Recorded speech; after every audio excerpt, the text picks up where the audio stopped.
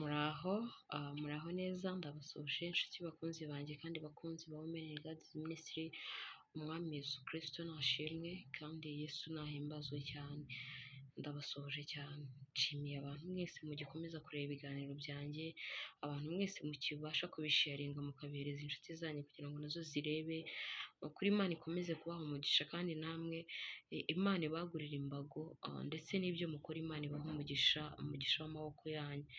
Ndashimira n'abantu mwese mukomeje kuma subscribe, abantu mu comment ku biganiro byanjye mumaze kureba, kuri mwumve ko mwese munyubaka, Imana ibaha umugisha. Uyu munsi rero tugiye gusoma ijambo ry'Imana turi burisange muri Zaburi ya 90, umutwe waho w'amagambo tugiye gusoma icyo gice cyose. Umutwe waho w'amagambo uravuga ngo gusenga kwa Mose umuntu w'Imana. Reka dusome. Mwami, ibihe byose wahozeho uri ubuturo bwacu, imisozi itaravuka, utararama ku isi n'ubutaka, uhereye iteka ryose ukageza iteka ryose ni wowe Mana. Uhindura abantu umukungugu kandi ukavuga ati bana b'abantu musubireyo, kuko imyaka 1000 mu maso yawe imeze nk'umunsi w'ejo wahise, cyangwa nk'igicucu cy'ijuru. Ubajyana nk'isuri bameze nk'ibitotsi, bukeye bameze nk'ibyatsi bimera, mu gitondo birera bigakura, nimugoroba bigacibwa bikuma. Natwe uburakari bwawe bwatumazeho, umujinya wawe waduhagaritse imitima. Washyize ibyo twakiraniwe imbere yawe, n'ibyaha byacu byahishwe wabishyize mu mucyo wo mu maso hawe. Kuko iminsi yacu yose ishize tukiri mu mwijima, tukiri mu mujinya wawe, imyaka yacu tuyirangiza nko gusuhuza umutima. Iminsi y'imyaka yacu ni imyaka 70, ariko kandi nitugira intege nyinshi ikagera kuri 80. Nyamara ibyeratwa byayo ni imiruho n'umubabaro, kuko ishira vuba natwe tukaba tugurutse. Ninde uzi imbaraga z'uburakari bwawe, akamenya umujinya wawe uko we ukwiriye kubahwa? Utwigishe kubara iminsi yacu, uburyo butuma dutunga imitima y'ubwenge. Uwiteka, garuka, ko watinze uzageza ryari? Abagaragu bawe uduhindurire umutima. Mu gitondo uzaduhaza imbabazi zawe, kugira ngo tuzajye twishima tunezerwe iminsi yacu yose. Utwishimishe ibyishimo bingana n'iminsi watubabarijemo, n'imyaka twabonyemo ibyago. Umurimo wawe utubonekere abagaragu bawe, gukomera kwawe kumenyekanire ku bana bacu. Ubwiza bw'Uwiteka Imana yacu bube kuri twe, kandi udukomereze imirimo y'intoki zacu, nuko imirimo y'intoki zacu uyikomeze. Amen. Reka dusenge. Uwiteka Mana, turagushimye, tugushimiye kubw'ijambo ryawe tumaze kumva. Mana, rinyuze mu matwi yacu, ndakwinginze gufungura amatwi y'umwuka tubashe gusobanukirwa. Mwuka wera aduhe kumva ndetse no kumvira. Mana, icyo uvugana natwe muri iri jambo, kandi turakwinginze ngo natwe icyo tukubwira. Mana, ufungura amatwi yawe, wemere kutwumva ndetse no kudusubiza rwose. Urakoze, tubigusabye duciye bugufi, kuko tukwizeye kuri umubyeyi ugira ibambe n'ineza. Ni mu izina rya Yesu tubisabye twizeye, amen. Amen. Bakunzi ba Women in God Ministry, iyi Zaburi ya 90 ni Zaburi nzaniye umuntu wese uri kunyura mu bihe bikomeye, mu bihe biri kugerageza ubuzima bwe, umaranye ibihe ibigeragezo. Wowe uri kuzamuka umusozi biruhanya, nkuzaniye Zaburi ya 90 kugira ngo nkongerere imbaraga, ufatanye nanjye, twongere kwinginga Uwiteka tumubwira ngo Uwiteka nyamuneka ibuka yuko imyaka yacu itarama.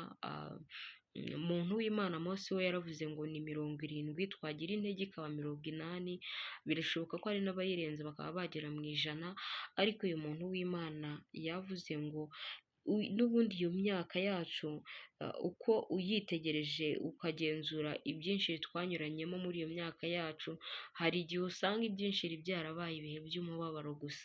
Niyo mpamvu umuntu w'Imana yavuze ngo ibyiratwa byawo ni imiruho n'umubabaro, kuko ishira vuba natwe tukaba tugurutse rwose. Reka twongere kwibutsa Uwiteka ko imyaka yacu ishira vuba, kandi Uwiteka arabizi. Icyo uri kwingingira Imana, wongere kuyinginga uyibwira ati nyamuneka Uwiteka, umuntu wawe Mose yaravuze ngo imyaka yacu yo tumara ibyinshi twakirata muri iyo myaka iyo dusubije amaso yacu inyuma dusanga byarabaye iby'umuruho ndetse n'umubabaro.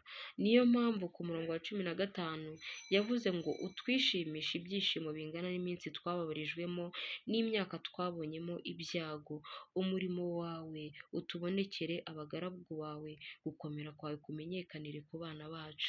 Ndibaza ko nta kindi kintu umuntu wese uri kuzamuka umusozi biruhanya yabwira Imana kitari kubwira Imana ngo Mana reba umubabaro wanjye igihe nkumaranye, Mana reba umubabaro wanjye, ukuntu wacumise umutima wanjye, nuko uwuvunjemo ibyishimo, uwuvunjemo umunezero, kandi n'umunezero umunezero uramba, nk'uko umubabaro wantinzeho, ibyishimo byinjira ku mutima wanjye, umutima ugasusuruka, kuko ari umubabaro watashye umutima wanjye urakonje. Reka rero twinginge Imana tuyibwire ngo utwishimishe utwishimishe ibyishimo bingana n'iminsi watubabarijemo n'imyaka twabonyemo ibyago, ngo gukomera kwawe kumenyekanire ku bana bacu. Ubwiza bw'Uwiteka Imana yacu bube kuri twe, kandi udukomereze imirimo y'intoki zacu. Mana, nta kindi twagusaba. Mana, uyu muntu uteze amatwi iri jambo, kuba ageze kuri uyu muntu atakireba iyi videwo, ni uko iri jambo hari icyo rimufashije, kandi ni uko hari icyo umutima we uri kukubwira. Ndakwinginze ngo Mana, reka wumve icyo imitima yacu ikubwira, reka abari kuzamuka umusozi biruhanya bose, Uwiteka ubategekeshereze ineza yawe, umurimo wawe mwiza ugaragarire ku buzima bwabo ndetse no ku buzima bw'abana babo. Uwiteka ubagirire ibambe, utugirire ibambe, natwe uduhe gucyamika, uduhe gutambika, uvuga ati igihe mwazamukiye kirahagije, ngaho nimucyamike. Mana, turagushimye rero kubanye natwe muri iri jambo, kandi turagushimye ko ijambo ryawe ridasubirayo ubusa, ahubwo nk'uko iyo imvura iguye ihembura imyaka, ariko ijambo ryawe rihembuye imitima yacu, kandi ijambo ryawe ryongeye kuturemamo yuko uri Imana yumva, kandi ko umusozi biruhanya tuzamuka atari twe twenyine tuwuzamuka, ahubwo na Mose umuntu wawe, Mana, ko yigeze abona uwo musozi biruhanya, aricyo cyatumye yandika aya magambo. Nuko rero natwe nk'uko wagiriraga neza abasogokuruza ukabafasha, Mana, natwe twishimisha ibyishimo bingana n'iminsi watubabarijemo. Erega nta kigeragezo cyagera ku muntu wowe Uwiteka utabyemeye, ahubwo ibitugerageza byose ni uko uba wabyemereye, kandi hari impamvu byemerera, ni ukugira ngo dupimwe dushyirwe ku munzani. Uduhe rero gushyitsa ibiro Kristo bigeze ku kigero ushaka, uturinde tukizamuka uwo musozi kugira ngo tutagwa isari tukananirwa tukicara kuri uwo musozi biruhanya. Hari benshi bamaze kwicara batagikomeje urugendo rw'agakiza kubera ibyabagerageje.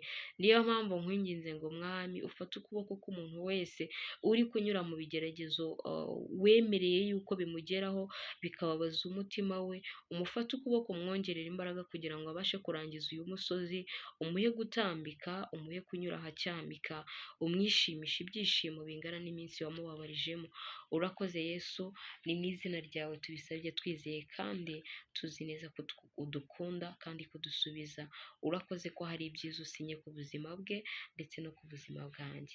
Murakoze rero bakunzi ba Women in God Ministry, iyi niyo zaburi Imana yari yashyize ku mutima wanjye. Ni ukuri yakirana umutima ukunze kandi umutima wishimye. Hari icyo Imana igiye gukora ku buzima bwawe, hari icyo Yesu agiye gukora ku buzima bwawe. Imana ibahe umugisha rero, ikomeze kuba mu ruhande rwanyu, kandi dukomeze gusengerana, munsabira nanjye mbasabira. Tuzabonane mu ijambo ry'Imana ry'ubutaha. Bye bye, ciao ciao, ndabakunda.